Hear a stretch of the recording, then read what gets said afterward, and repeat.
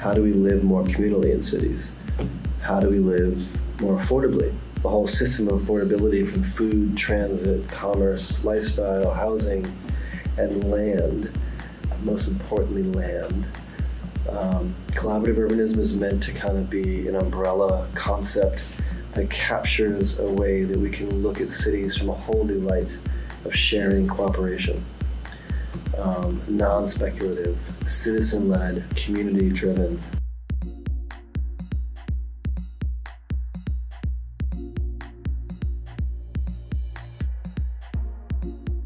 City Makers Guild is really set up as a platform for everybody. I always say that it's a platform for the 99%. It's the people that feel really frustrated about how their cities are evolving and being shaped around them, which, from what I've learned and speaking to a lot of people across the world doing a lot of talks, is incongruous with the needs and wants and desires and aspirations of people. The scale of buildings, the type of buildings, this urban spaces, the public domain, transit, commercialization of the ground plane, franchise retail, our food systems aren't really matching what people want from cities right now.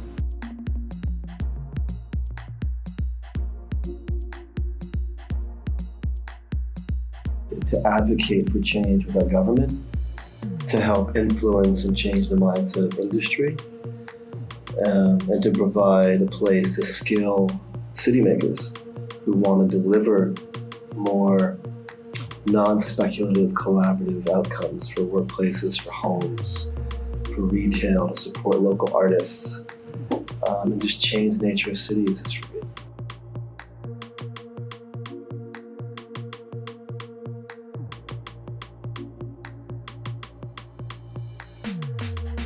going through an urban regeneration precinct and you're seeing all this new developer-led stock, which, not to their fault, they're responding to the market. They're market-led, they're speculative, they have to cover their risk.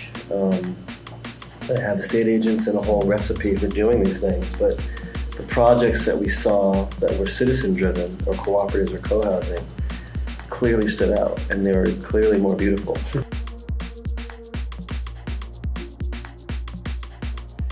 But as soon as we take land and commodify it and create an asset out of it, we perpetuate severe social inequity and ecological degradation.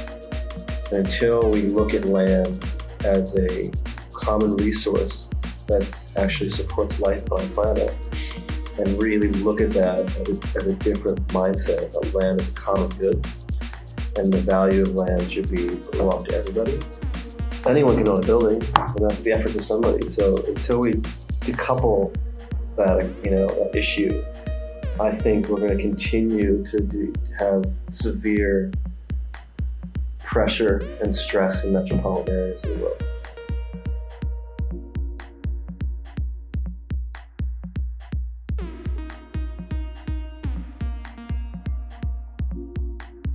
I've also never felt so much frustration from local people as I do in New Zealand and Australia. So that is that spark of change. And where I see all these models that were in Zurich, everything we're seeing is a result of that frustration, right? So everything's in place to kind of break through and do something a lot more radical in our countries. Berlin, Vienna, and Zurich, the three cities we visited, all of them have had, over the course of their history, massive housing pressures, right? And when you have that pressure, somebody becomes rebellious and breaks free and says, I'm sick of this, I want to do something else. That one person, creates a new paradigm, like Darupa, or the cooperative stuff, or sometimes the civic leaders see that and they want to protect their city. And Vienna puts amazing progressive governance around this. The beauty of that is that wisdom and that mindset and that relationship to land lives in living cultures today through Indigenous people. So the more we learn from that, I always like to say it's an evolution of human consciousness.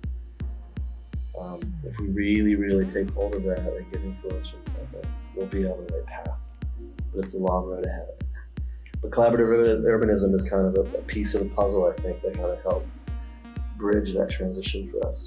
Really look at ways we can shape cities way more equitably and inclusive and sustainable.